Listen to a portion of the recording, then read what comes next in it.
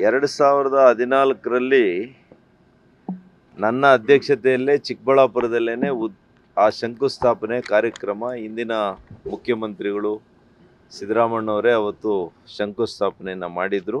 ಅದು ನನ್ನ ಅಧ್ಯಕ್ಷತೆಯಲ್ಲೇ ಅವತ್ತು ಕಾರ್ಯಕ್ರಮ ನಡೆದಿತ್ತು. ಮೊದಲನೇ ಹಂತ ಇವತ್ತು ಉದ್ಘಾಟನೆ ಆಗ್ತಾ ಇದೆ. ಮಾನ್ಯ ಡಿ ಕೆ ಶಿವಕುಮಾರ್ ಅವರು ಕೂಡ ನನಗೆ ಆಹ್ವಾನವನ್ನು ಮಾನ್ಯ ಉಪಮುಖ್ಯಮಂತ್ರಿಗಳು ವೈಯಕ್ತಿಕ ಆಹ್ವಾನ ಪತ್ರವನ್ನು ಕೂಡ ಕಳಿಸಿದ್ದಾರೆ. ನಾನು ಅವ್ರಿಗೆ ಆಭಾರಿಯಾಗಿದ್ದೇನೆ. ಮೊದಲನೇ ಹಂತದಲ್ಲಿ ಏನು ಇವತ್ತು ಆ ಒಂದು ಯೋಜನೆಯನ್ನು ಇವತ್ತು ಉದ್ಘಾಟನೆ ಮಾಡ್ತಾ ಇದ್ದಾರೆ, ಅದಕ್ಕೆ ಈ ಸರ್ಕಾರಕ್ಕೆ ಮೊದಲನೇದಾಗಿ ನಾನು ಅಭಿನಂದನೆಯನ್ನು ಸಲ್ಲಿಸ್ತೇನೆ. ಈ ಯೋಜನೆ ಎಲ್ರಿಗೂ ತಿಳಿದಿರೋ ಹಾಗೆ ಚಿಕ್ಕಬಳ್ಳಾಪುರ, ಕೋಲಾರ, ಬೆಂಗಳೂರು ಗ್ರಾಮಾಂತರ ಜಿಲ್ಲೆಗಳಿಗೆ ವಿಶೇಷವಾಗಿ ಕುಡಿಯೋ ನೀರಿಗೆ ಮತ್ತು ಬಯಲುಸೀಮೆ ಜಿಲ್ಲೆಗಳು ಇದು ತಲುಪಿಸ್ಬೇಕು ಅಂತೇಳಿ ಉದ್ದೇಶ ಮಾಡಿದಂಥ ಯೋಜನೆ. ಅವತ್ತು ಸುಮಾರು ಅಂದಾಜು ವೆಚ್ಚ 8,000 ಕೋಟಿಯಿಂದ ಮತ್ತು 14,000 ಕೋಟಿ ಆಯಿತು. 14 ಆದಮೇಲೆ ಈಗ ಪರಿಷ್ಕೃತವಾಗಿರ್ತಕ್ಕಂಥ ಅಂದಾಜು 24,000 ಕೋಟಿ ಬೇಕು ಅಂತ ಹೇಳಿದ್ದಾರೆ. ಕೋಲಾರ, ಚಿಕ್ಕಬಳ್ಳಾಪುರ, ಬೆಂಗಳೂರು ಗ್ರಾಮಾಂತರಕ್ಕೆ ಮೊದಲನೇ ಹಂತದಲ್ಲಿ ನೀರು ಬರೋದು ಅಸಾಧ್ಯ. ಯಾಕೆಂದರೆ ಅನೇಕ ವರ್ಷಗಳಾಯ್ತೀಗ ಎಲ್ಲಿ ನಮ್ಮ ಕೊರಟಗೆರೆ, ದೊಡ್ಡಬಳ್ಳಾಪುರ ಇದರ ಮಧ್ಯೆ ಜಲಾಶಯವನ್ನು ನಿರ್ಮಾಣ ಮಾಡಬೇಕಾಗಿತ್ತು. ಇದರ ಭೂಸ್ವಾಧೀನ ಕೂಡ ಆಗಲಿಲ್ಲ. ನಾನು ಇಷ್ಟೇ ಮನವಿ ಮಾಡ್ತೀನಿ, ಇದರಲ್ಲಿ ರಾಜಕಾರಣ ಮಾಡಲಿಕ್ಕೆ ಹೋಗಲ್ಲ.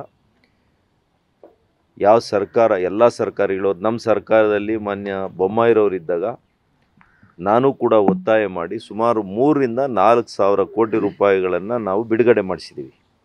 ಕಾಮಗಾರಿ ಭಾಳಷ್ಟು ವೇಗ ತಗೊಂಡಿದ್ದೆ ನಮ್ಮ ಕಾಲದಲ್ಲಿ.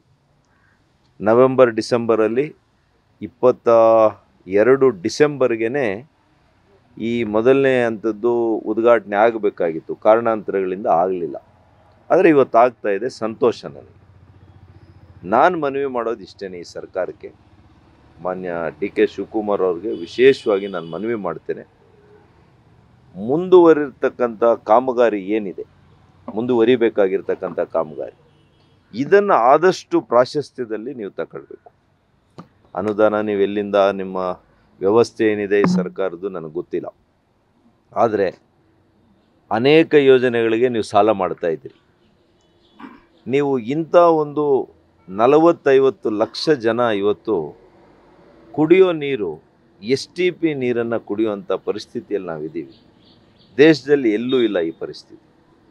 ದೇಶದಲ್ಲಿ ಯಾವೊಬ್ಬ ಪ್ರಜೆ ಕೂಡ STPಯಿಂದ ಬಿಡುಗಡೆ ಆಗಿರ್ತಕ್ಕಂಥ ನೀರನ್ನು ಸೇವನೆ ಮಾಡ್ತಾ ಇರ್ತಕ್ಕಂಥದ್ದು ದುರದೃಷ್ಟ.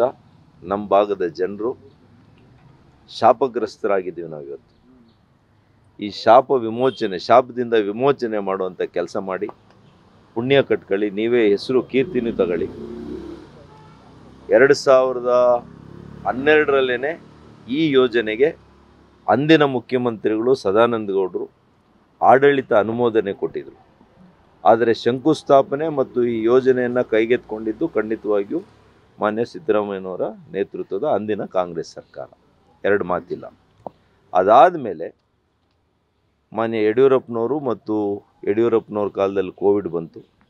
ಅದಾದ ಮೇಲೆ ಬೊಮ್ಮಾಯಿರವ್ರ ಕಾಲದಲ್ಲಿ ಸುಮಾರು 3,000-4,000 ಕೋಟಿ ರೂಪಾಯಿಗಳನ್ನು ಕೊಟ್ಟು ಕಾಮಗಾರಿ ಪ್ರಗತಿ ಭಾಳ ವೇಗವನ್ನು ಕೊಟ್ಟಿದ್ವಿ.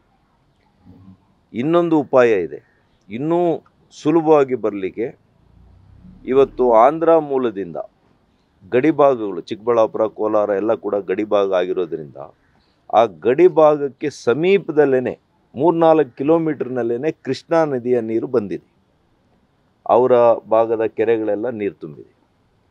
ಇವತ್ತು ನಾವು ನಮ್ಮ NDA ಪಾರ್ಟ್ನರ್ ಇದ್ದಾರೆ, ನಾನು ಒಪ್ಕೊಳ್ತೀನಿ. ಮಾನ್ಯ ಚಂದ್ರಬಾಬು ನಾಯ್ಡುರವರು, ಮಾನ್ಯ ಮುಖ್ಯಮಂತ್ರಿಗಳು ಆಂಧ್ರ ಪ್ರದೇಶದವರು ಆಲ್ ಪಾರ್ಟಿ ಡೆಲಿಗೇಷನ್ ತಗೊಂಡೋಗಿ, ಮಾನ್ಯ ಮುಖ್ಯಮಂತ್ರಿಗಳ ನೇತೃತ್ವದಲ್ಲಾಗಲಿ ಅಥವಾ ಮಾನ್ಯ ಉಪಮುಖ್ಯಮಂತ್ರಿಗಳ ನೇತೃತ್ವದಲ್ಲಾಗಲಿ ಆಲ್ ಪಾರ್ಟಿ ಡೆಲಿಗೇಷನ್ ನೀವು ತಗೊಂಡೋಗಿ, ಖಂಡಿತ ಇದು ಸಾಧ್ಯ ಆಗ್ತದೆ. 10 TMC ನೀರನ್ನು ನಾವು ನಾರಾಯಣಪುರ ಡ್ಯಾಮ್ ಮೂಲಕ ಆಂಧ್ರಕ್ಕೆ ಕೊಟ್ಟು ಆಂಧ್ರ ಭಾಗದಿಂದ ಕೃಷ್ಣಾ ನದಿಯ ನೀರು ನೀವು ಚಿಕ್ಕಬಳ್ಳಾಪುರ, ಕೋಲಾರ, ಬೆಂಗಳೂರು ಗ್ರಾಮಾಂತರಕ್ಕೆ 6 ತಿಂಗಳೊಳಗಡೆ ಈ ಯೋಜನೆ ಆಗುತ್ತೆ. ಅತ್ಯಂತ ಕಡಿಮೆ ದರದಲ್ಲಿ ಆಗ್ತದೆ. ಶಾಶ್ವತವಾದಂಥ ಬದುಕು ಕಟ್ಟಿಕೊಳ್ಳೋದಕ್ಕೆ ನಮ್ಮ ರೈತರಿಗೆ ಅನುಕೂಲ ಆಗ್ತದೆ. ಈ ಯೋಜನೆಯನ್ನು ಕೂಡ ಎತ್ತಿನ ಹೊಳೆ ಬಗ್ಗೆ ನಾನು ಚಕಾರ ಎತ್ತುತ್ತಾ ಇಲ್ಲ. ನೀವು ಮಾಡಿ, ಅದನ್ನು ಕೂಡ 2ನೇ ಹಂತ ಎಷ್ಟು ಬೇಗ ಸಾಧ್ಯ ಆಗ್ತದೆ ಅದನ್ನು ಮಾಡಿ. ಅದಕ್ಕಿಂತ ಸುಲಭವಾಗಿ ನೀವು ಇದನ್ನು ಮಾಡ್ಬೋದು. ಇದಕ್ಕೆ ನಮ್ಮೆಲ್ಲ ಸಹಕಾರ ಇರುತ್ತೆ. ಮತ್ತೊಮ್ಮೆ 1ನೇ ಹಂತದ ಯೋಜನೆ ಇವತ್ತೇನು ಉದ್ಘಾಟನೆ ಆಗ್ತಾ ಇದೆ, ನಾನು ಹೃದಯಪೂರ್ವಕವಾಗಿ ಅವರಿಗೆ ಅಭಿನಂದನೆ